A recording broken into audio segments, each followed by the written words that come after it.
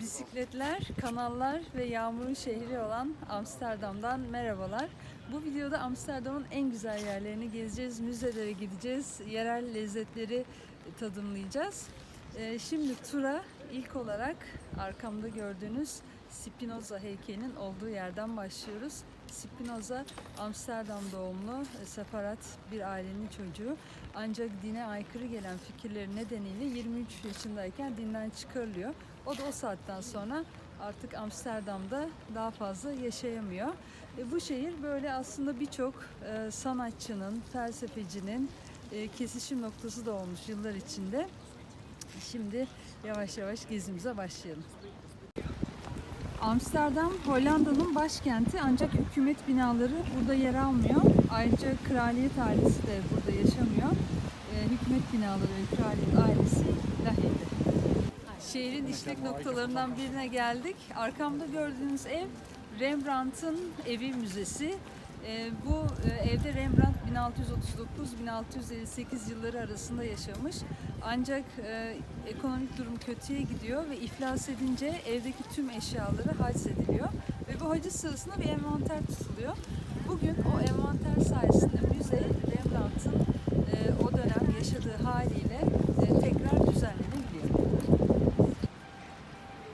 I Am Amsterdam kartla müzenin girişi ücretsiz.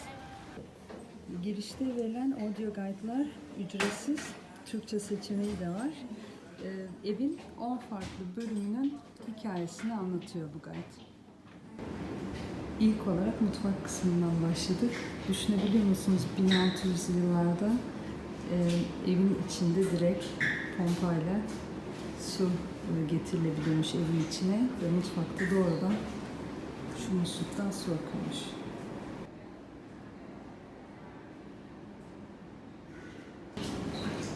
Mutfakta çalışan hizmetli ise bu küçük kabinde uyuyormuş. Mutfağın içinde yer alıyoruz. Bunlar da Rembrandt'ın eşyaları. Pipoları da burada yer alıyor. Bu odada Rembrandt müşterileriyle ticari anlaşmalarını gözden geçiriyormuş veya ticari anlaşmalar yapıyormuş. Anlaşma bittikten sonra da bunda bir bardak şarapla kutluyorlarmış.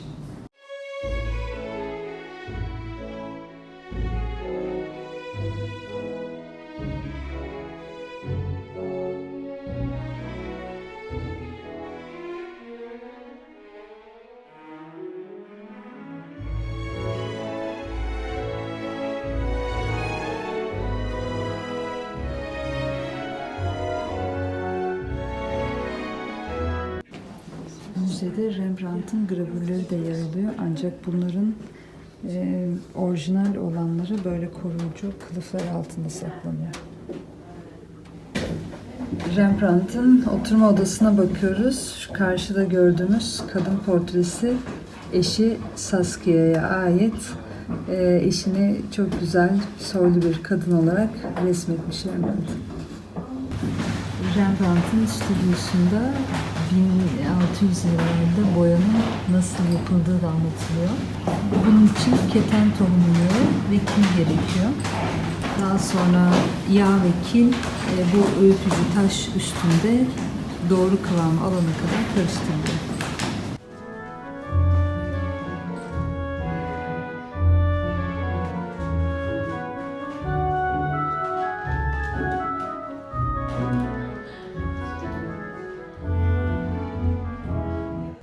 Az önce bahsettiğim envanter listesi de burada.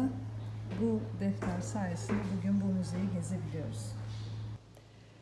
Rembrandt'ın evi gerçekten son dönemlerde gördüğüm en iyi düzenlenmiş müzelerden biriydi. Burayı tavsiye ediyorum. Yalnız gelmeden önce internet üstünden rezervasyon yaparsanız daha iyi olur. Çünkü ev çok büyük değil ve sanıyorum buraya gelen ziyaretçileri belli gruplar halinde alıyorlar. Yani bugün bayağı kalabalıktı. Şimdi bir anlık bir boşluk buldum ama müzede epey insan var. Rembrandt Müzesi'nden çıktıktan sonra hemen aşağıdaki bistroda bir şeyler yedik. Amsterdam'da bence denenebilecek en güzel şeylerden biri de deniz ürünleri.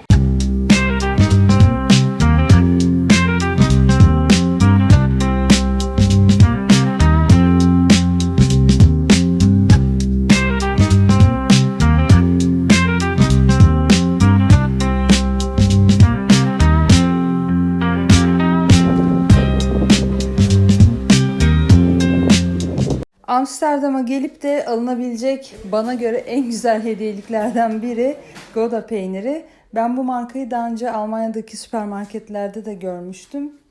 Amsterdam'daki mağazasında peynir çeşitleri çok daha fazla. Ayrıca tadım yapıp sevdiğiniz peynirlerden de satın alabiliyorsunuz. Bayağı lezzetli. Sonunda tatlı takıldı. Amsterdam'ın simgelerinden biri olan ahşap takunyalar eskiden çiftçiler tarafından kullanılıyormuş. Şehirde çok fazla bataklık olduğu için insanlar çalışırken ayakları çamura batmasın diye bu ayakkabıları icat etmişler. Amsterdam'ın güvercinleriyle meşhur Dam Meydanı şehrin tam kalbinde yer alıyor. Burada yer alan Kraliyet Sarayı sadece resmi törenler veya resmi ziyaretler için. Meydanın karşı tarafında Madame Tussauds Müzesi var. Burası bal mumu heykelleriyle ünlü bir müze. Ben daha önce gezdim. Bu sefer gitmiyorum. Ancak vaktiniz varsa burası da farklı değil. Meydanda ayrıca performans sanatları insanlar. One is called Big Go. Pretty nice, but that's not one of the tricks that people really clap. 1, 2, 3.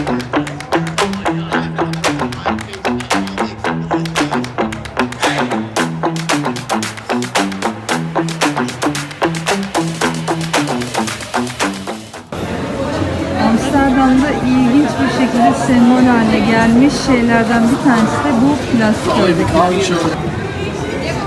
Farklı meslek gruplarından tutun, ressamlar için yapılmış bir sürü ördek var. Eminim bunun koleksiyoncusu da vardır. Şehirdeki en popüler aktivitelerden biri de tabii ki kanal turu. Yine Amsterdam kartın içine 1 saatlik kanal turu dahil yaklaşık yarım saatte bir farklı firmalardan tekneler tura başlıyor.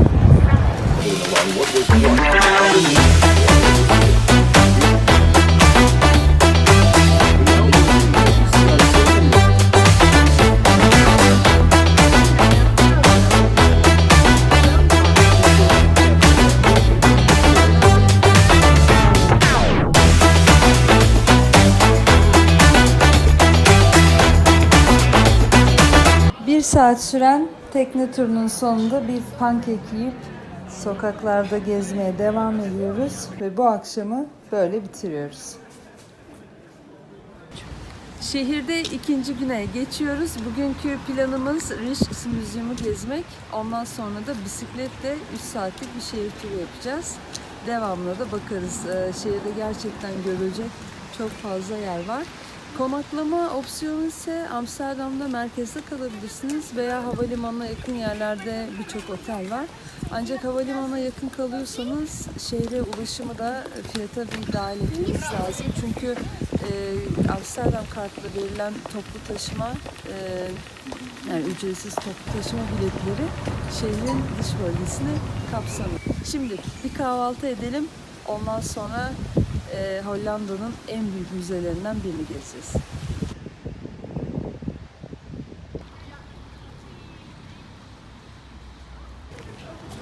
Ünlü ressam Frans Hals sokağı burası. Burada çok güzel tatlı küçük kafeler var. Mutlaka listeye ekleyin burayı. Bu kahvaltı mekanı sabah açıldığında boş oluyor ilk ama saat 10'dan sonra kalabalıklaşıyor. İnternetten virtual waiting liste, yani online bekleme listesine kayıt olup böyle gelip önünde bekleyebilirsiniz saat geldiğinde.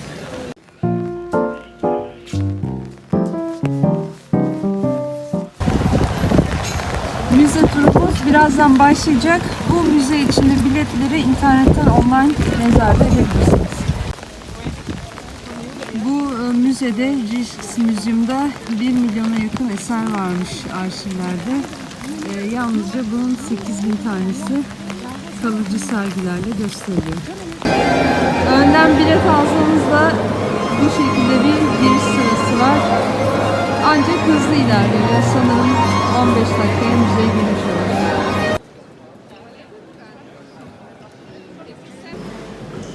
müzede rehberli tur satın alabilirsiniz. 1 saatlik tur 7,5 euro veya böyle müze uygulamasını indirerek kendi turunuzu başlatabilirsiniz. Hollanda'da 17. yüzyıl resmin altın çağı olarak kabul ediliyor ve müzede buna odaklanmış. Burada günlük hayattan böyle spontan karelerin yer aldığı harika eserler var. Resim sanatının erkek egemen olduğu bir dönemde Judith Leyster isimli genç bir kadın sanatçı 24 yaşında usta ressam ödülünü alıyor. Bu da kendisinin Serenat isimli eseri. Müzedeki en meşhur eserlerden biri Vermeer'in The Milkmaid adlı bu eseri yakından bakınca sanki süt güğümden akıyormuş gibi gözüküyor. Hollanda'nın kolonizasyon tarihi de eserlerde yerini almış. Rembrandt'ın en ünlü eserlerinden biri de Sindex. Burada bir grup insanı görüyoruz. Bunlar aslında o dönemde kumaş kalitesini kontrol eden kalite kontrolcüler diyelim.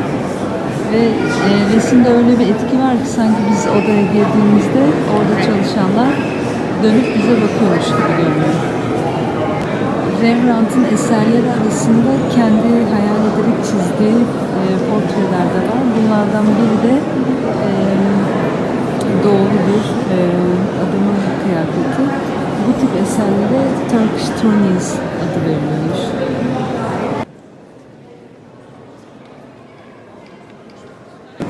Rembrandt'ın Gece Devriyesi eserini ancak böyle kapalı bir cam kenarından görüyorsunuz. Çünkü 1975 yılında ziyaretçilerden biri bıçakla bu resme saldırıyor.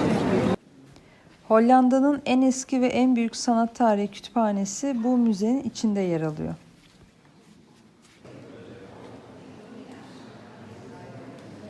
Karşıdaki platformda 17. yüzyılda yapılan bir bebek evini göreceğiz. Bu evin fiyatı o kadar pahalıymış ki neredeyse o dönem gerçekten bir ev alınabilecek fiyata yapılmış. Bu oyuncak evler bir anlamda zenginliğin de göstergesiymiş.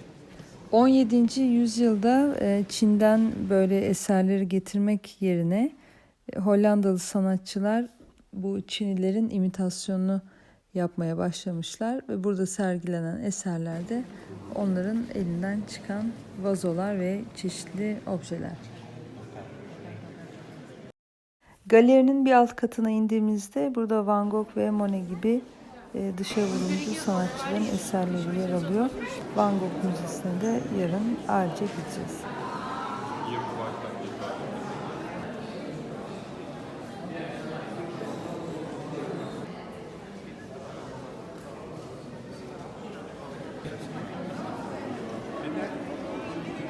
En çok fotoğrafı çekilen resimlerden bir tanesi Napolyon ve kardeşi Louis Napolyon.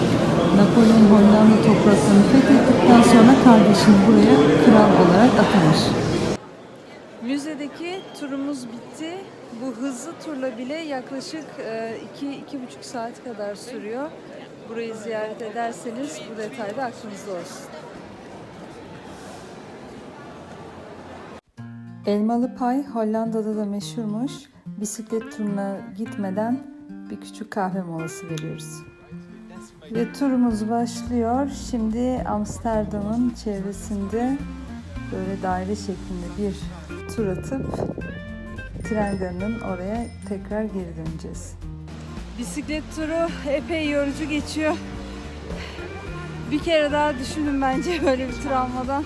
Ben çok rahat gideriz diye düşünmüştüm ama hızlar da yüksek. Yoruldum. Bir an önce bitsin diye bekliyorum. Amsterdam'da evlerin çoğu sokağa doğru eğik yapılmış. Bunun nedeni ise taşınırken mobilyaların çarpmadan içeri alınabilmesiymiş. Müzelerin olduğu bölgeden geçiyoruz. Karşı tarafımızda ise Hollanda'daki en büyük konser salonlarından biri yer alıyor. Mola noktalarımızdan biri Vondelpark. Burası içinde küçük göllerin olduğu geniş, güzel bir park alanı. Amsterdam'da bisiklet sürmek hiç kolay değilmiş. O yüzden bize böyle stickerlar verdiler. Burada Amsterdam'da bisiklet sürmeyi başardım yazıyor. 2 saat sürdü tur. 13 kilometre. Ancak saatime göre yaklaşık 690 kalori harcamışım. Bence çok fazla. Her ne kadar yollar düz görünse de çok köprü var. Dolayısıyla bu köprüde inişleri çıkışları insanı epey yoruyor. Belki kendiniz bisiklet kiralayıp sürerseniz kendi hızınıza göre daha böyle tatlı, rahat turlar yapabilirsiniz. Dünyanın en büyük bisiklet parkına geldik. Burası hemen tren istasyonunun arkasında yer alıyor. Merak ederseniz şöyle ilk katına girip bakıp çıkabilirsiniz. Burası 24 saat açık ve hiçbir ücret ödemeden bisikleti park edebiliyorsunuz. Rehberimizin anlattığına göre Amsterdam'da kişi başına 7 bisiklet düşüyormuş ve her sene kanaldan yaklaşık bir 150.000 bisiklet çıkartılıyormuş. Karşıda gördüğümüz binada soldaki sinema müzesi, sağdaki de Adam Pub Tower, orası bir gözlem kulesi. En üst katına çıkıp şehir manzarası görülebiliyormuş.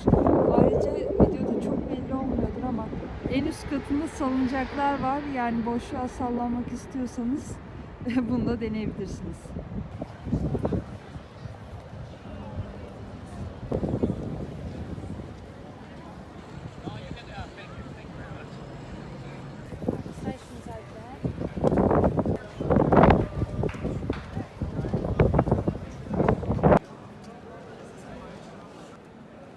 Amsterdam restoranlar bakımından da çok zengin bir şehir. Sadece Hollanda yemekleri değil, bunun dışında birçok farklı mutfak yer alıyor. Ama bizim bu akşam seçimimiz yine bir Hollanda restoranı oldu. Deniz ağırlıklı ürünleri vardı. Bu restoranda açıklamaları ekliyorum. Bu mekanda The Bulldog, Amsterdam'ın ilk coffee shoplarından biriymiş. Amsterdam'daki en meşhur caddelerden biri olan Red Light Street'e geldik. Gerçekten burası çok kalabalık. Burada çalışan seks işçilerinin fotoğrafını kesinlikle çekilmemesi gerekiyor. Ciddi de bir cezası var. Yani onların hayatlarına saygı duyduğumuzdan ötürü böyle bir şey yapmamamız lazım turistler olarak. Bu müzede seks işçilerinin gözünden hayatı görüyoruz. En sonda da şiddet nedeniyle hayatını kaybeden kadınların anısına bir anma köşesi yapılmış.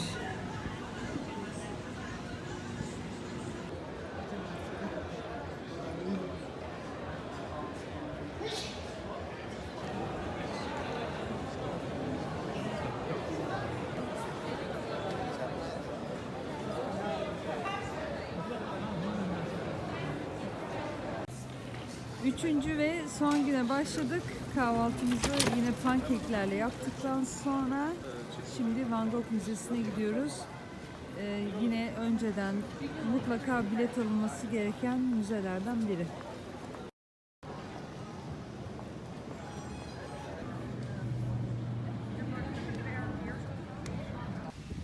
Bisikletlerin yanında duran küçük araba bisiklet kategorisine giriyormuş. Ancak fiyatları çok pahalıymış, yani 20.000 eurolardan falan bahsediyorlar. Ama bir güzelliği, park ücreti ödemiyorlar ve vergiden muaflar. O yüzden şu an zenginlerin aslında bir oyuncağı haline gelmiş. İşte birbirlerine hava atmak için bu aracı çokça almaya başlamışlar.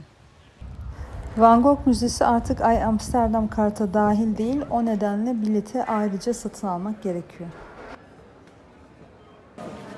Van Gogh Müzesi'nde rehberli turlar veya sesli rehber var. Bugün sadece çocuklar için bir tur varmış. O yüzden sesli rehberi alıp müzeyi gezmeye başlayacağız. Sesli rehberlerimizi aldık. Gerçekten fiyatı çok uygun. 3 euro 75 cent sadece. Şimdilik Türkçe seçeneği yok ama o da 2025 yılının sonunda gelecekmiş. Van Gogh kendi otoportresini en çok yapan sanatçılardan biri. 2 yıl içinde yaklaşık 25 otoportre yapıyor ve bu müzede bunun gelişimini, değişimini, işte kendi ruh halindeki değişikliklerin resmine nasıl yansıdığını görebiliyorsunuz.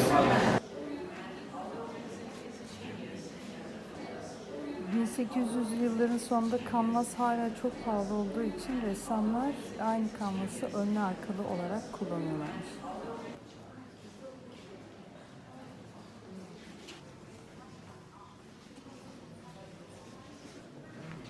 Eserlerin 2 tanesini mikroskop altında incelemek mümkün.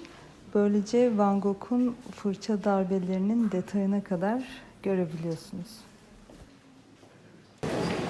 Van Gogh çok üretken bir sanatçıymış. Yaşamı boyunca 9 tane tablo yapmış. Yani bu 2-3 günde bir tablo yapması anlamına geliyor. Ancak hayatı boyunca sadece bir tablo satabilmiş. Van Gogh'un eserlerini bu müzede görmemizi sağlayan kişi kardeşi Theo'nun eşi. Theo Van Gogh'tan bir sene sonra ölüyor ve eşi bu eserleri tanıtmaya başlıyor çeşitli galerilerde, çeşitli organizasyonlarda. Ve daha sonra da oğlu bir Van Gogh Vakfı kuruyor ve hatta bu müzenin kurucularından kendisi ve bu eserlerin sergilenmesini sağlıyor. Bugün bizlere ulaştıran kişiler onlar. Van Gogh Müzesi'ni gezmek 45 dakika değil, yaklaşık 2,5 saat sürüyor. Eğer her esere bakıp böyle her eseri okuyup biraz önde vakit geçirip düşünürseniz, benim en çok sevdiğim ressamlardan biri Van Gogh. Ama biraz da böyle bir talihsiz bir hayatı olmuş. Keşke yaşarken bu üne kavuşabilseymiş. Ama yine de ailesinin eserlerine sahip çıkıp onu bir müzeye dönüştürmesi bence muhteşem bir şey. Kesinlikle Amsterdam'a geldiğinizde Van Gogh Müzesi'ni ziyaret etmenizi öneriyorum. Ayrıca müze mağazası da çok farklı ürünlerden oluşuyordu. O da hoşuma gitti. Kitaplar da vardı. Gayet güzel bir müze deneyimi oldu.